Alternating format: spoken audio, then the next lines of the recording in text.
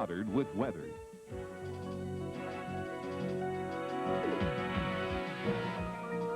This is News Center 8. Good evening, everyone. Tim is off tonight. I'm Dick Russ. Thank you for joining us. Here's what's happening. All systems appear to be go at this hour for a red, white, and boom 4th of July fireworks celebration across Northeast Ohio this evening. In just 3 hours and 45 minutes, the granddaddy of grand finales will take to the air over Edgewater Park for the 49th Festival of Freedom, thrilling the over 300,000 people expected. Already the crowds are building, and so is the anticipation. And News Center 8's Martin Savage is standing by live with a preview of what will have all eyes on the sky. Marty. Well, Robin and Dick, skies may be gray, but the spirit down here is definitely red, white, and blue. The fuse is lit, and the excitement is already starting to sizzle down here at Edgewater Park. The Festival of Freedom already underway. We've been speaking to festival organizers down here. The forecast tonight, very optimistic, as you say.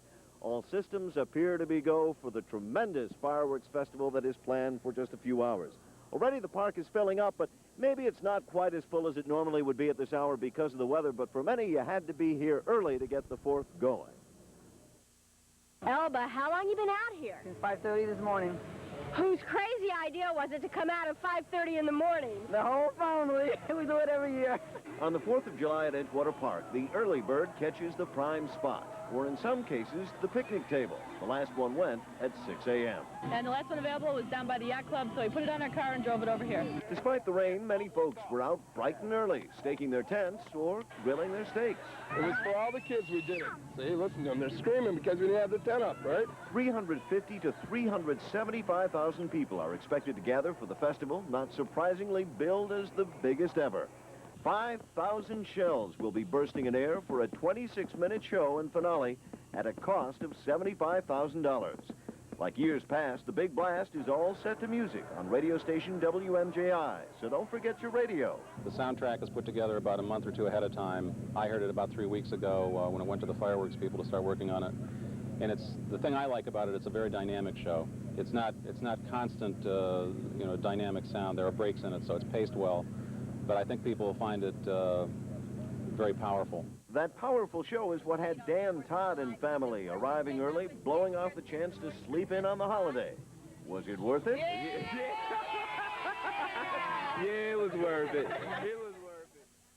And it remains to be seen, but you can bet there's going to be a whole crowd of people later on tonight who will be saying that it was definitely worth it. Some points we have to pass along to you if you plan to be down here. First of all, we have to tell you that the park has been closed to vehicular traffic. The parking lot's already full down here. If you want to come down here, some of the best advice could be to park downtown and take one of the many RTA shuttles that are already running. It is $1 each way to get you here.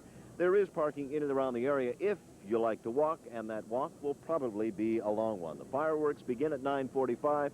Please do not bring any of your own fireworks, and don't bring any booze. But above all, wherever you spend your 4th, have a very safe and happy holiday. Reporting live, Martin Savage, News Center 8 at Edgewater Park. Thanks, Marty. A little rain was not about to dampen the spirit or the high steppin' at several area holiday parades. More than 5,000 people lined the parade route in Aurora. In keeping with the parade theme, a whale of a town, SeaWorld's favorite characters marched in time. Shamu and Baby Shamu shared parade marshal honors. The parade wound up at the Aurora Gazebo, where the big and the small flag wavers all enjoyed a traditional pie judging contest, refreshments, games, and music. And in Bedford, a fairly steady rain forced many parade goers to catch the sights from their cars. The event was a joint effort of 4 communities: Bedford, Bedford Heights, Oakwood, and Walton Hills.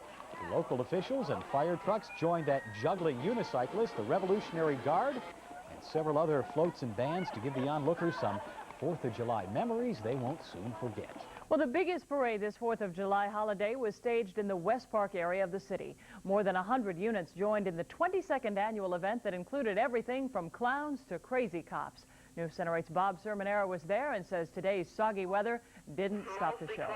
With a chance of showers or thunderstorms. Even the National Weather Service forecast didn't keep parade lovers from coming out. While the rains poured down, the bands played on.